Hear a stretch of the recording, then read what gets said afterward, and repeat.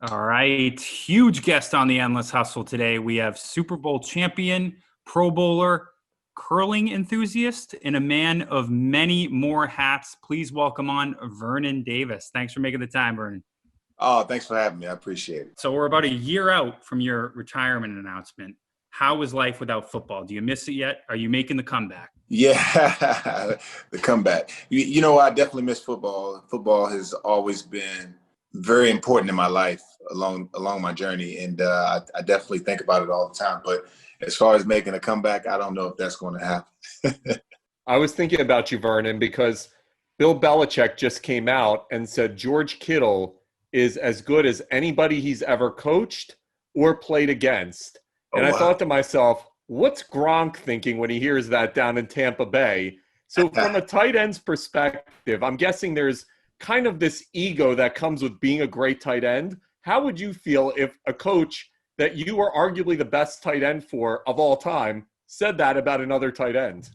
You know what? I see where you're coming from with that one because, you cultivate a relationship with the coach. That kind of relationship, you always feel that coach has your back.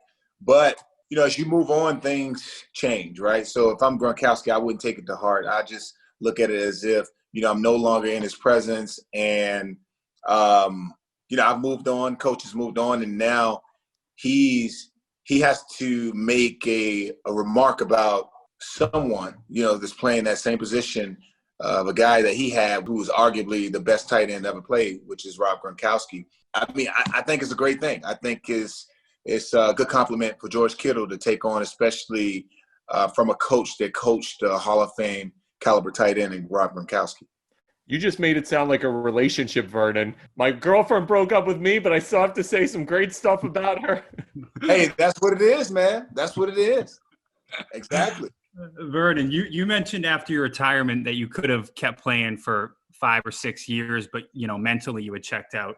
When you decide to retire, is there a fear that you'll kind of slip into irrelevance, or are there guys holding on either physically or mentally because they're afraid of losing their identity after football? Yeah, it's a big scare when you retire from football because if you think about it, I mean, these guys have been playing this game since they were kids, and that's all they pretty much know. They're not in touch with everything outside of football, and it takes time. It takes time. I recommend seeking a counselor, just having someone that you can talk to about the next chapter of your life, and even starting to create while you're playing the game. We have so much time away from the game during the off season, and we should spend that time wisely as athletes to really work on the things that we want to do after football. I mean, if it's business, start investing and finding ways to bring in people that you can trust to help you run whatever operation that you're into, pretty much.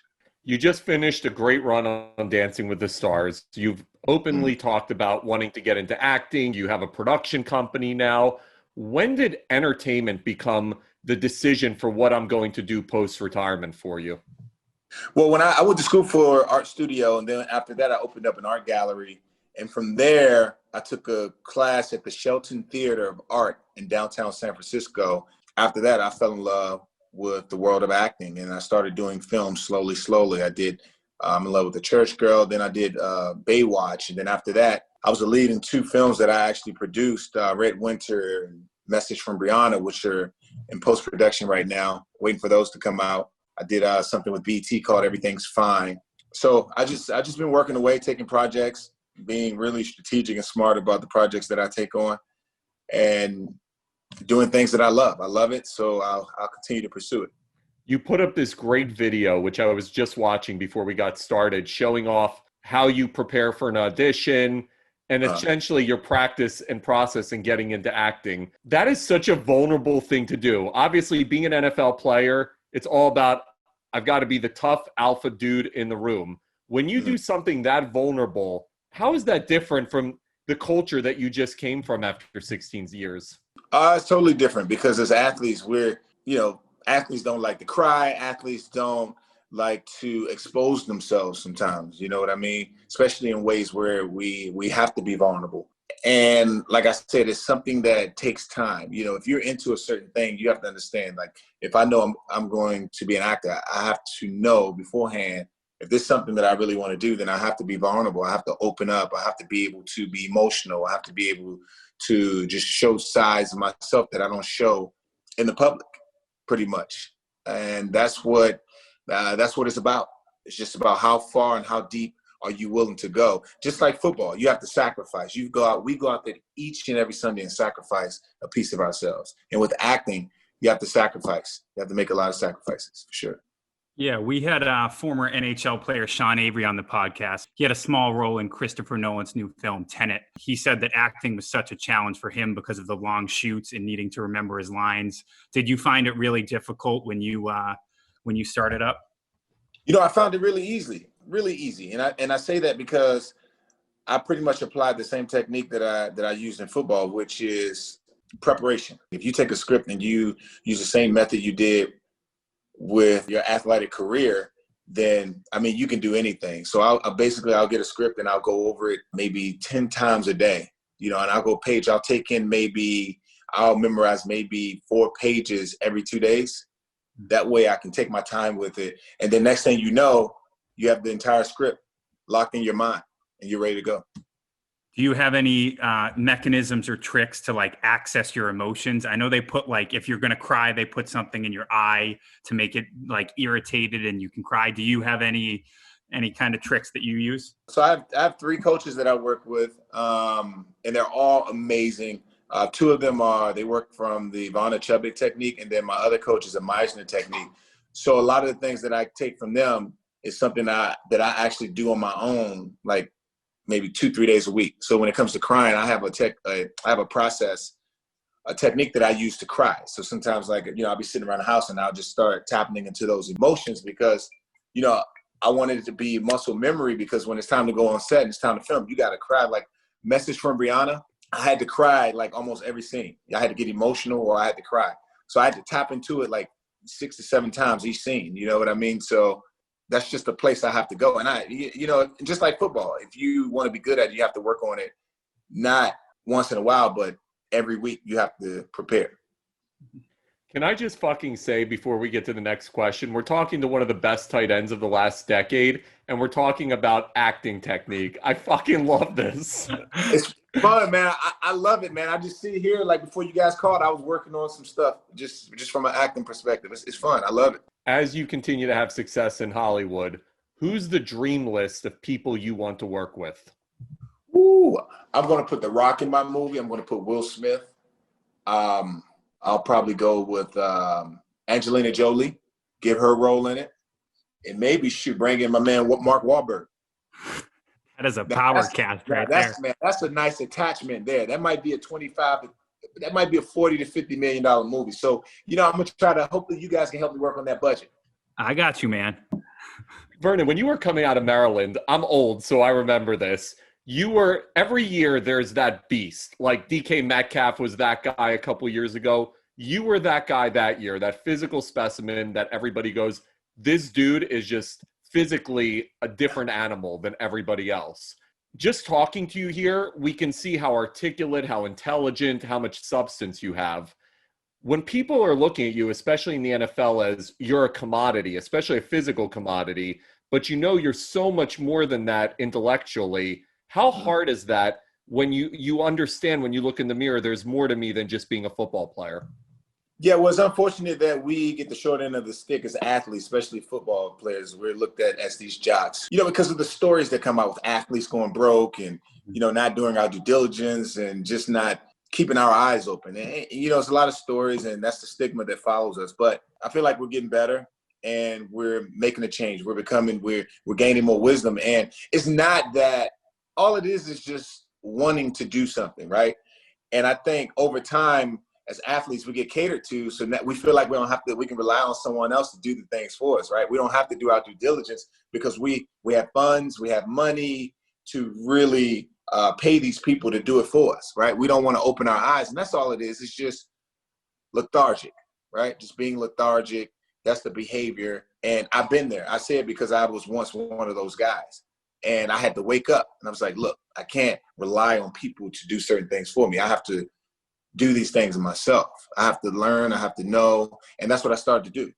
And I feel like my only goal is to be an inspiration for the athletes that follow behind me, to make sure that they're doing everything that they possibly can to learn and retain as much information as they possibly can as well.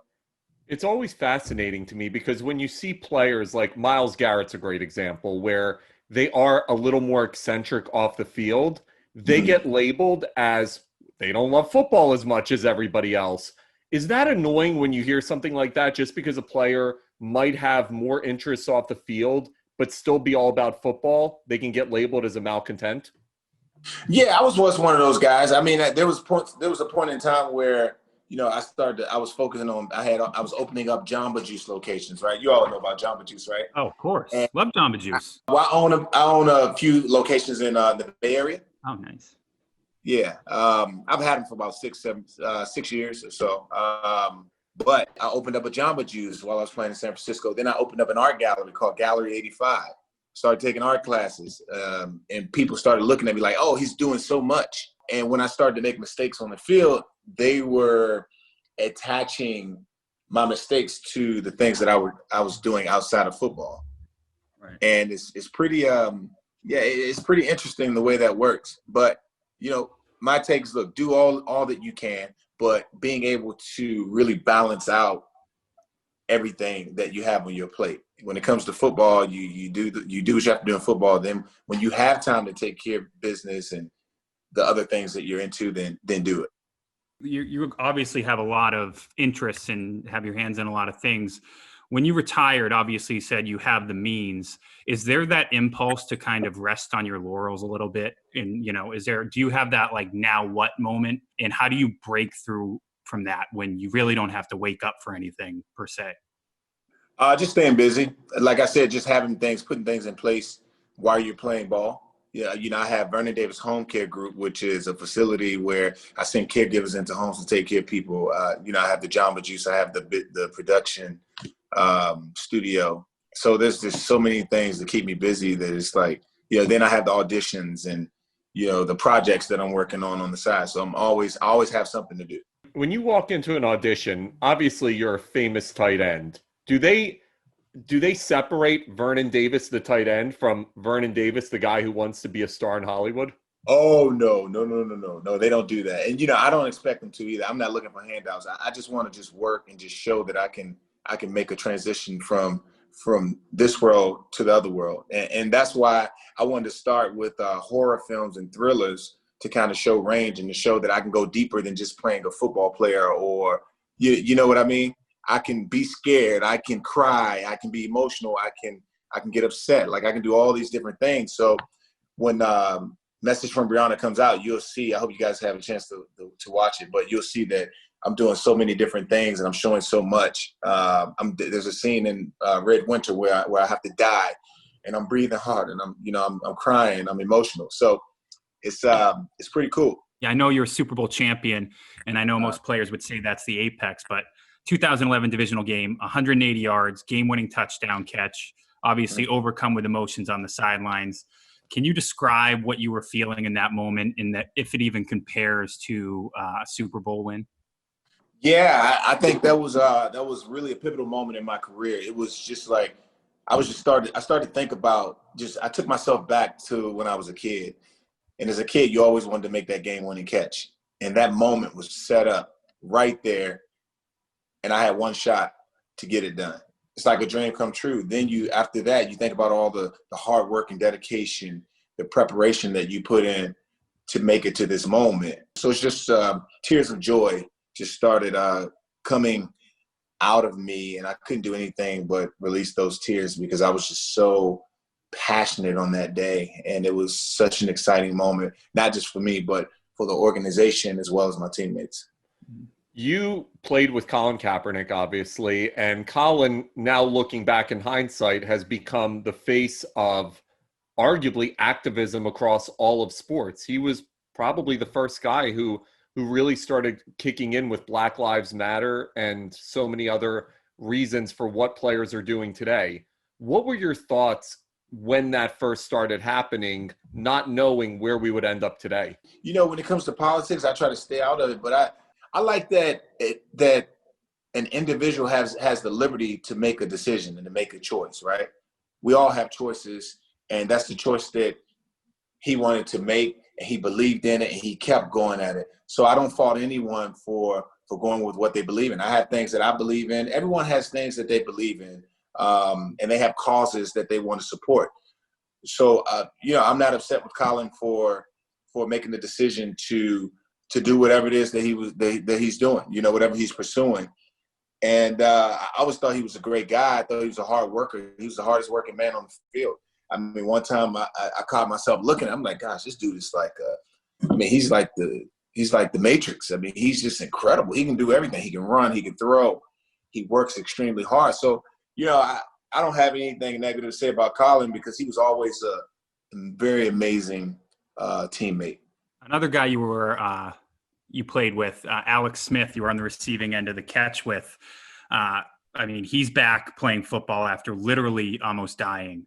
What was it like to see Alex back playing football again? And are you at all scared for him like I am? Yes, I am. I was very afraid of him, especially when I heard he was coming back, because I watched him. I would walk into that locker room every morning and see him on that table, and I saw in person like what they did to his leg. They took a skin graft, took skin off of his thigh and put it on his leg. And his leg was really, at the time, Looked like a turkey leg. Yeah, it looked as if it was inflated. At the bottom, it was like really scary to watch. But to see him back out there, it's just like, it doesn't surprise me because he's so resilient, man. I watched him when he was at the 49ers, from being benched to coming back and then being traded and going to Kansas City and being at the top of his game over there. It's just, that guy is relentless. He's everything that we all should strive to be like. That's what Alex Smith stands for. There is a mystique around the Manning family, and we just had Rashad Jennings on the pod, and he's super tight with Eli, and he told us some great Eli stories both on and off the field. You got to play with Peyton. Give me a great Peyton Manning story, something that you may have never told before that really gives us some insight into his unique character off the field. Oh, he's the best person ever. When I was traded, he called me right away. He said, "Is that Vernon? How about you come on in here and come see me when you get here?" Right, so I go see him, and he welcomes me in, and in the locker room, he's a true leader, man. When you've been given so much, you have to really make sure that you're really minimizing yourself, and I say that because there's a huge audience around you, which are your teammates, right? They're your teammates, and a lot of times there's so many different personalities, and that a lot of guys like attention, and there's a lot of guys who guys are when you've given so much, you just have to really stand back and minimize yourself and just be that leader, be that inspiration, and be everything that you want everybody else to be in the most positive way, right? He would just stand in the locker room and you wouldn't even know he's there. But when he go out in the field, he's like a general. He's taking out. He's like, DT, get back. DT, Vernon over there, run there. He's changing plays. It's amazing. And then when we're in the meeting room, he's like, it's almost as if he's the offensive coordinator. He knows everything. He's very precise. He knows what he wants. And he's a hard worker, man. He's great. He's phenomenal. And then one time I remember before we got on the plane to go to San Francisco for the Super Bowl, I walked in, Peyton had these gold chains around his neck, sitting back, he had the sunshades on, just hanging out with some of the teammates. I was like, that guy right there is amazing. He is amazing. He knows how to get his guys to rally behind him. He's a true leader, man. He's a true leader. That was an awesome Peyton impersonation. You may be in line for his biopic. That's so funny. Does he know that he's a character? We were talking to Rashad about Eli, because obviously Eli is the meme king. And we asked Rashad if Eli knew people were making fun of him. And he's like, yeah, I would show him the memes. And Eli would just be like, ha, and just laughing about it. Did Peyton know the comedy around him? Like, he had the little bit of the beer gut. He was great on SNL. Did he realize how much of a character he was and play into it off the field? Yeah, I don't think so. He was just a very quiet, selfless, optimistic person. I mean, every day he would have these bags of ice covering his body. I never seen anything like it. You know, normally when you want to ice your body, you get in the cold tub, but not Peyton. He's sitting there with the ice bags on his neck, his hand, his leg. I was like, he's out of his mind. But he's the nicest guy in the world. He's very, like I said, he's a true leader. He knows how to get guys behind him, and he's all about winning. You are famously known to be an absolute beast in the weight room. In college, I read that you were benching like 460.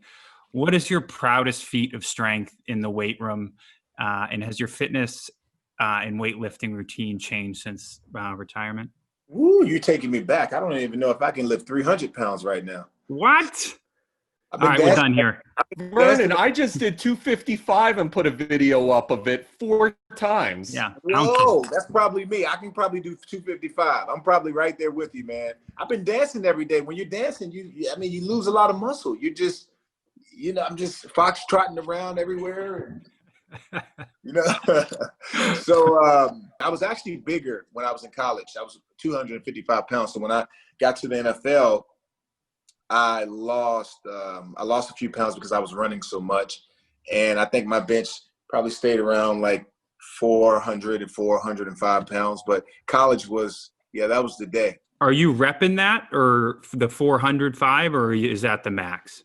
I could probably do 4 or 5, maybe. I mean, right now, maybe 2 times. How about in your heyday? 4 or 5. I can probably at least 4 to 5 times for sure.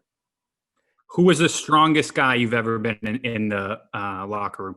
That's a good question. I'm gonna have to say maybe Trent Williams. He's super strong, very explosive, strong man. We call him the Silverback. There's a guy that I played with named Isaac Sopoaga. He was really strong too, like naturally strong. I mean, if you were looking at him, you probably think he could lift a house. He was so just massive. I mean, his calf muscle was probably it probably take 6 of my calves together to look like his.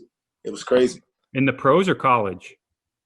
In pros. When you're at Maryland and you're this stud athlete, everybody's saying you're going to be a first-round pick. You're in insane shape.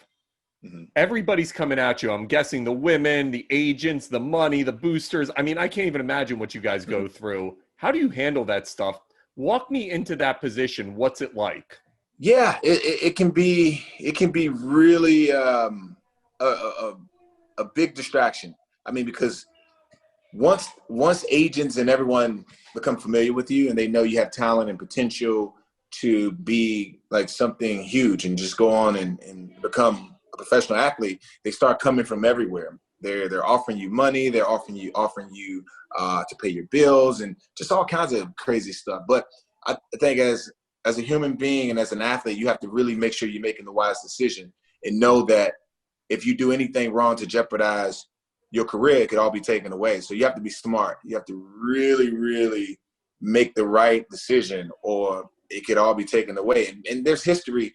All you have to do is look at the history books and see the things that has happened to some of the people who's been on the other side, who's taken the money, taken the cell phones and the clothes. And I mean, you just put yourself in a tough spot.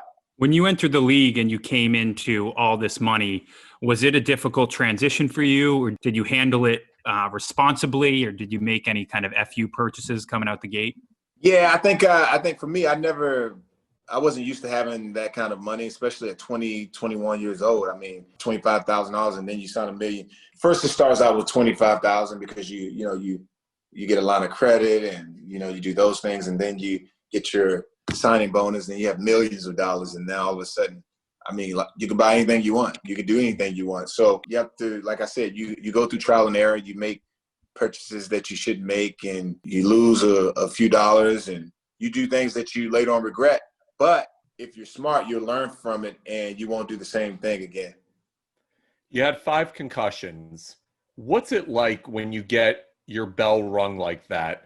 Oh, to 5 concussions. I mean, they're all different. I've been fortunate enough to be able to have mild concussions. So not as severe, but pretty severe. So they're different. They're very different. One time I had a headache. The other time I lost my memory for a few seconds. And the last one, as I remember, I had light sensitivity for 4 months. Yeah. Every time you get one, it could all be different. How scary is that when you start having things like light sensitivity? Is that when reality sets in for you and you think, oh shit, am I going to be affected for the long term with this? Yeah. It's tough. It's you think about it. You think about all the things that you can suffer from later on. And you definitely, if you're playing, you definitely think about your career. And that's what I was going through when I was playing with the Washington football team. I was thinking about my career as I was playing because, I knew I had just suffered a concussion and it took me 4 months to recover. And I'm thinking to myself, I know the doctor told me that I was okay, but how do I feel? You have to ask yourself that question. You have to make the best decision for yourself. Do you have any residual kind of injuries, aches, and pains that nag you post retirement? Yeah, I think the only thing that I have is just that I have to wear glasses now from the amount of concussions that I had. Yeah, I don't have to wear them all the time, but I wear them here and there. We were just talking to Jalen Rose about Tyler Hero and his breakout playoffs. And Jalen gave us a great anecdote about how important it is as a player in any sport where you end up and the franchise and the culture that you end up with. That could determine whether or not you become Tyler Hero or some guy who's out of the league in 2 years. You ended up with the 49ers. When you walk into a franchise that has storied history, has culture built already, what is the difference between an organization like that versus an organization that is on the opposite end of the spectrum?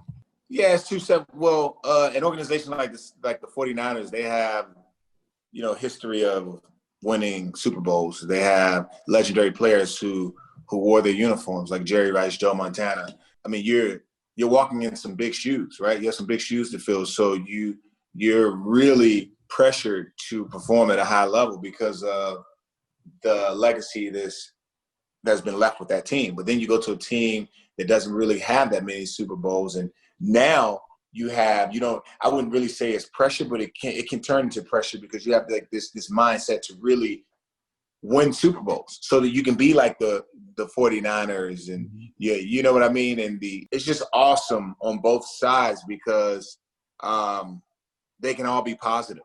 It can all bring a positive perspective to a player, especially if he has goals and he see it and he gets it. He gets what needs to be done within that time. You played with and against some hard hitters in your day. You obviously played with Patrick Willis and against, Ray Lewis, Cam Chancellor. Is there one guy who rises above as the hardest hitter of all time in your book? I'm going to have to say Cam Chancellor for sure. Any play in particular where he rung your bell? Yeah, I'm going to have to say the catch. We played against them. If you're going towards the end zone, I was hitting on the right side, and he caught me in midair. Kaepernick had threw me the ball, and he just crushed me, man, laid me out. You were a multi-sport athlete in high school. When you look at guys like Deion and Bo Jackson who are able to do it at the pro level, A, what type of athleticism does that take? And B, if you had to choose best athlete of all time between Bo or Deion, who are you picking? Ooh, I'm going Bo Jackson all day. Oh, yeah. Didn't even hesitate. He was phenomenal, man. He could do it all. And he's just one of those players that we all know of, but I don't think he got the respect that he deserves. He is legendary. I feel like he's going to always be legendary because of his athleticism and he was so dynamic. He could do everything. I want to talk to you about having Vontae in the league. You had an amazing career. Vontae's had a terrific career. When you have a sibling in the league, does that help? Is it harder? Are you compared against each other? What is it like? No, I'm the oldest, so I was always 4 years ahead of Vontae. I was like his biggest fan. I always wanted him to do well. I wanted him to do better than me. I looked at him as if he was maybe like a son. You always want your kids to do better than you. And when they do well, you get super excited. You're just filled with so much joy. I remember when he got drafted to the Dolphins, I was right there by him. I've always been by him. I used to take him out of the house at 6 o'clock, 7 a.m. in the morning. He didn't like it, but I told him, I said, it'll pay off. Just come on, follow me. And he did. And he got better and better and better over the years. And to see him blossom into what he blossomed into, truly phenomenal. When did you know you were going to the NFL? Pinpoint the moment where you said, I'm going to be a pro. Oh, I said I was going to be a pro in 8th grade. That early, you knew? Oh yeah, yeah. After playing basketball, I said I'm going to be a pro. I didn't know what it was going to be. I thought it was going to be basketball, but it turned out to be football. Did you have offers in basketball? How were you at hoops? Oh, I was pretty good. I was pretty good. I have a couple. I have some accolades. It started from junior high school all the way up through high school. I'm junior high school all the way through high school, and I think once I walked in 10th grade, I realized that football was probably going to be more of my sport because I was more dominant in that space, and I wasn't getting taller for my position. I was playing power forward, and I saw the guys were 6'6", 6'7", and I stopped at 6'4", so I was like, probably should play football. I want to talk a little bit. So after you won the Super Bowl, I mean, that's obviously going to be the apex of anybody's career. Can you walk us through like what it's like in the locker room after that and what that night is? Like, when do people start peeling off and going to bed after that celebration? Oh, you don't go to bed. You stay up until the next morning to 7, 8, 9, 10 in the morning. We didn't go to sleep. I didn't go to sleep. We stayed up. We had champagne. We had cigars. And, oh, man, it was the best time of my life. It was very, everyone was really, they were on their best behavior. It was just a bunch of the guys. We knew we had to get up. We leave really early. But we stayed together. We made sure we were doing the right thing. We made sure no one got in trouble. Because, when you're celebrating sometimes and you have, champagne and everything's involved, you can kind of get too far in the moment. So guys did a great job. Everyone made it on time to the bus. We were able to get everybody to the airport. It was phenomenal. I don't believe it. Talking about accountability, that was true accountability right there, because I've seen it in a totally different way. Vernon, that Golden Girls video to announce your retirement with you, Gronk, and James Harrison was absolutely brilliant. How did that happen? When did you guys communicate and figure out that you were going to do that skit? I knew about it. I knew who was involved, and Gronk and I, we have the same manager, so we try to do as much as we can together. And plus, it's interesting because Gronk, I didn't know my acting manager was working with Gronkowski, and then when we started working together, he's like, I'm working with Gronkowski. I said, oh wow, okay, really? Wow, it's cool. We because his brother was my backup in college, Dan Gronkowski. Oh wow. And so I knew his family already. And so it was, the correlation there was like spot on. So I was like, wow, it's pretty cool. The Gronk family is something special. Tell me about some great experiences with the Gronk family. Oh, high energy, just all the time, just moving. I mean, those guys, when they were younger, those guys stayed together. And one thing I can't say, they exemplify what it's like to be a family, what it's like to be brothers and stick together. I mean, they have the best relationships. Those guys stick together, and they still, you'll see them at events, and all of them are right there. And I love it. I love the relationship that they have. The Dolphins just announced that Tua is going to be the starter. And Ryan Fitzpatrick came out, and he was in such praise of Tua. And you could see this guy genuinely is supporting this young player taking the next step. Mm-hmm. When you're a player that's at the end of your career, you know the end is near, and you know that your replacement is now taking your place. What is that moment like for a player when it's time to essentially and emotionally say goodbye and see the next generation taking your spot?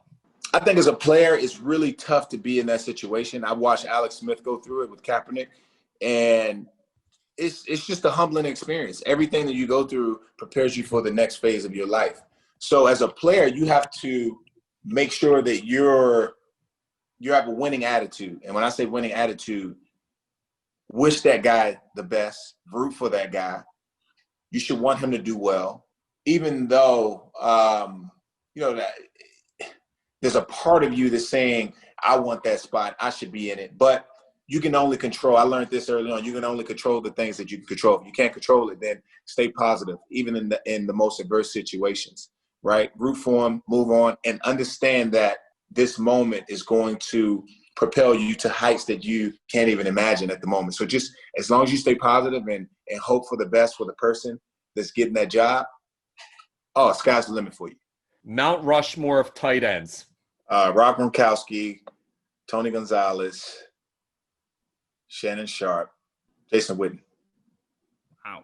And Vernon Davis. Oh, that's so nice, man. You're so nice. All right, Duke, we're going to finish this off with what we like to call a hustle round. We're going to give you a series of 2 options, and you're going to say which one you personally prefer. Don't take more than 3 seconds to respond, or it's bad luck for 7 years. You got it? Oh, man. I'm going to respond in 1 second. All right, let's go. All right, steak or fish?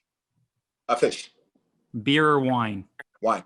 Better actor, Denzel Washington or Robert De Niro? Robert De Niro. Steam room or sauna? Steam room. Lake or ocean? Ocean. Wendy's or Chick-fil-A? Chick-fil-A. East Coast or West Coast? West Coast. LeBron or Jordan? Jordan. Favorite Washington, D.C. native, Samuel L. Jackson or Dave Chappelle? Dave Chappelle. Tougher place to get a win, Seattle or Green Bay? Seattle. Better football movie, Remember the Titans or Any Given Sunday? Remember the Titans. Doritos or Cheetos? Doritos. Blue cheese or ranch? Ranch. Damn, you were made for the big screen, baby. That is the hustle round. Thank you. I appreciate you guys. Thanks for having me, too.